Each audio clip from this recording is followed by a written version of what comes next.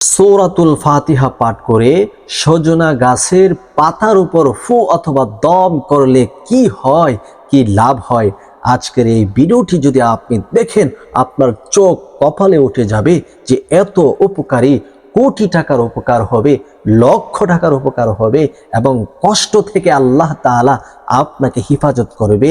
এই রোগ যাদের হয় তারাই বুঝতে পারে মহা একটা রোগ এটা আপনার শরীরে হয়তো আল্লাহ তাআলা এখনো দেয় নাই।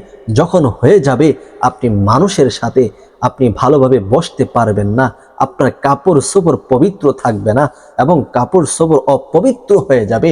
আল্লাহ না করুক কোনো বান্দা বান্দিকে যেন আল্লাহ এই রোগে আক্রান্ত না করে, মহারোগ থেকে আল্লাহ তাআলা যেন হেফাজত করে। এই মহারোগ থেকে আপনি উদ্ধার হতে পারবেন সূরাতুল ফাতিহা পাঠ করে। মাত্র সজনা গাছের পাতায় ফু দিন এবং একটা নিয়ম বলে দিব, ওই নিয়মটা শুধু অনুসরণ করুন। ইনশাআল্লাহ যত কঠিন থেকে কঠিন রোগ আপনাকে আক্রান্ত করেছে না কেন, ইনশাআল্লাহ এই আমলটি যদি মাত্র 7 দিন করতে পারেন, 7 দিনের ভিতরে মহান আল্লাহ পাক রব্বুল আলামিন আপনাকে পরিপূর্ণ সুস্থতা নসিব করবেন। আপনি অবাক হয়ে যাবেন, হয়তো এই রোগটার জন্য আপনি বিভিন্ন ওজা কবিরাজের কাছে দৌড়াদৌড়ি করেছেন, কিন্তু কাজ হয় নাই, ভালো হয় নাই।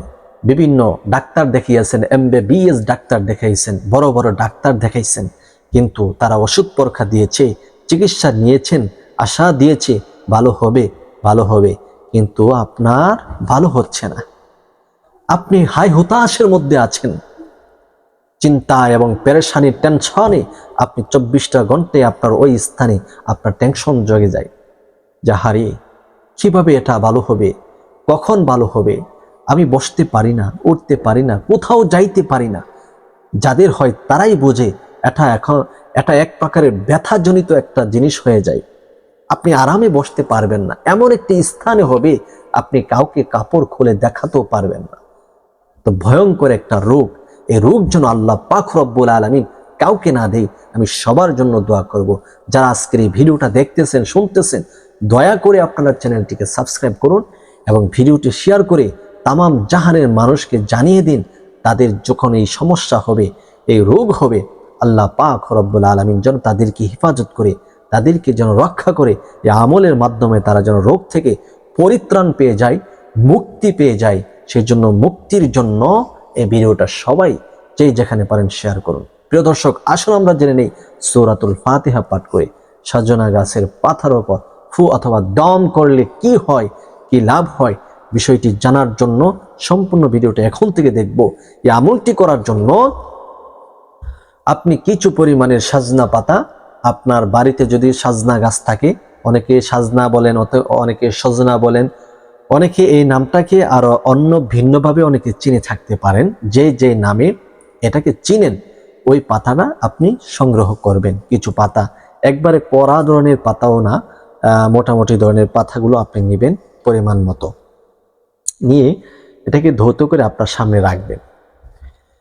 সর্বপ্রথম আপনি নিজে পবিত্রতা অর্জন করে নেবেন, পবিত্র হয়ে যাবেন, ওযু করে নেবেন ভালোভাবে। ওযু করার ক্ষেত্রে আপনি কয়েকটা জিনিস ফলো করতে হবে। আমরা অনেকে ওযু করি কিন্তু ওযুটা শুদ্ধ হচ্ছে কিনা সেদিকে আমরা খেয়াল করি না। অমনোযোগী অবস্থা হয়ে আমরা যখন ওযু করি তখন আমাদের ভুল ত্রুটি হয়ে যায়। আর সেই ভুল নিয়ে যদি আমল করেন, নামাজ পড়েন, রোজা রাখেন, কোরআন তেলাওয়াত করেন, সব কিন্তু বিফলে যাবে। বুঝতে পারছেন? এই জন্য যেই আমলের ক্ষেত্রে ওযু করতে হয় আপনি খুব খেয়াল করে ওযুটা করবেন। ওযু আমাদের বদনকে, আমাদের শরীরকে পবিত্রতা করে দেয়, আল্লাহর সাথে সম্পর্ক জোড়ানোর একটা মাধ্যম তৈরি করে দেয়। তাই ওযুটা শুদ্ধভাবে করতে হবে। তাই আপনি সর্বপ্রথম তাআব্বুজ পড়বেন, আউযু বিল্লাহি মিনাশ শাইতানির রাজীম। এরপরে তাসমিয়া পড়বেন, বিসমিল্লাহির রহমানির রহিম।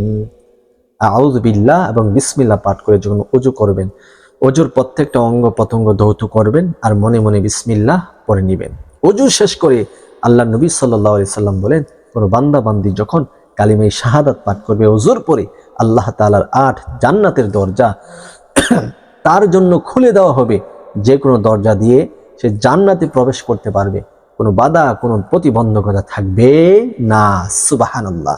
এজন্য কালিমায়ে শাহাদাত পড়ুন আমার সাথে একবার, আশহাদু আল্লা ইলাহা ইল্লাল্লাহু ওয়াহদাহু লা শারীকা লাহু ওয়া আশহাদু আন্না মুহাম্মাদান আবদুহু ওয়া রাসূলুহু। শুধু এইটুকু পড়বেন, বাস এই আমলটি প্রত্যেক দিন সবসময় ওযু করবেন আর আমলটি করবেন। ইনশাল্লাহ মৃত্যু হতে দেরি হবে, জান্নাতে যেতে দেরি হবে না। জান্নাতের বাধা থাকবে শুধু মৃত্যুটা, মৃত্যু হলেই জান্নাতে যেতে পারে। এখন আপনি পবিত্রতা অর্জন করে পবিত্র বিছানাতে বসবেন। বসে ওই সাজনা পাতা একটি প্লেটে অথবা পাত্রে রেখে আপনার সামনে রেখে সর্বপ্রথম 3 বার ইস্তেগফার পড়ুন। আস্তাগফিরুল্লাহ রাব্বি মিন কুল্লি যামবি ওয়া আতুবু ইলাই। আস্তাগফিরুল্লাহ রাব্বি মিন কুল্লি যামবি ওয়া আতুবু ইলাই। আস্তাগফিরুল্লাহ রাব্বি মিন কুল্লি যামবি ওয়া আতুবু ইলাই। এরপরে প্রিয় নবীজি সাল্লাল্লাহু আলাইহি ওয়াসাল্লামের উপর দুরূদ পড়ুন। আল্লাহুম্মা সাল্লি আলা মুহাম্মাদ ওয়া আলা আলি মুহাম্মাদ কামা সাল্লাইতা আলা ইব্রাহিম ওয়া আলা আলি ইব্রাহিম ইন্নাকা হামিদুম মাজিদ। আল্লাহুম্মা বারিক আলা মুহাম্মাদ ওয়া আলা আলি মুহাম্মাদ কামা বারাকতা আলা ইব্রাহিম ওয়া আলা আলি ইব্রাহিম ইন্নাকা হামিদুম মাজিদ। 3 বার ইস্তেগফার, 3 বার দুরুদ ইব্রাহিম যখন পাঠ করা কমপ্লিট হয়ে যাবে তখন আপনি সূরাতুল ফাতিহা পড়বেন। আউযু বিল্লাহি মিনাশ শাইতানির রাজিম। বিসমিল্লাহির রহমানির রহিম। আলহামদুলিল্লাহি রাব্বিল আলামিন আর রহমানির রহিম মালিকি ইয়াউমিদ্দিন ইয়্যাকা না'বুদু ওয়া ইয়্যাকা নাস্তাঈন ইহদিনাস সিরাতাল মুস্তাকিম সিরাতাল লাযীনা আন'আমতা আলাইহিম গায়রিল মাগদুবি আলাইহিম ওয়ালাদ-দাল্লিন। এরপরে সজনা গাছের পাতার উপরে একটি ফু দিবেন। বাস এরকম ভাবে সূরাতুল ফাতিহা পাঠ করবেন মাত্র 7 বার, মাত্র 7 বার পাঠ করে 7টি ফু দিবেন। এরপর প্রিয় নবীজি সাল্লাল্লাহু আলাইহি ওয়াসাল্লামের উপর আবার 3 বার দুরূদ পড়ে 2টি ফু এই সাজনা গাছের পাতায় দিয়ে দিবেন। এখন আসুন যে এই পাতা কি করবেন, বিষয়টি জানার পূর্বে আবারও বলছি, চ্যানেলটি সাবস্ক্রাইব করে ভিডিওটি শেয়ার করে জনকল্যাণের স্বার্থে সবাই প্রচার করুন। প্রিয় দর্শক, এই সাজনা গাছের পাতা আপনি রস করবেন, আপনার হাতের মাধ্যমে হোক অথবা কোনো কিছু দিয়ে ছেঁচে, পাটায় দিয়ে ছেঁচে এটাকে রস করবেন।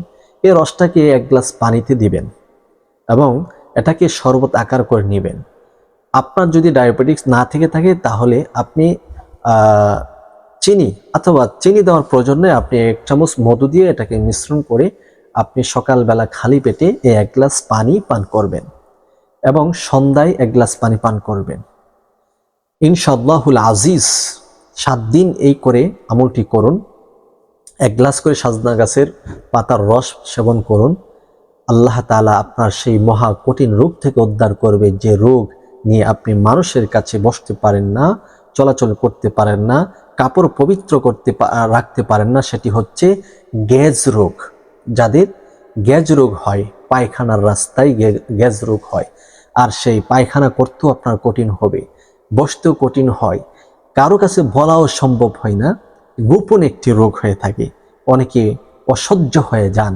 এই গ্যাস রোগ থেকে আল্লাহ তাআলা আপনাকে মুক্তি দান করবে ইনশাআল্লাহ, যদি এই আমলটি আপনি করতে পারেন।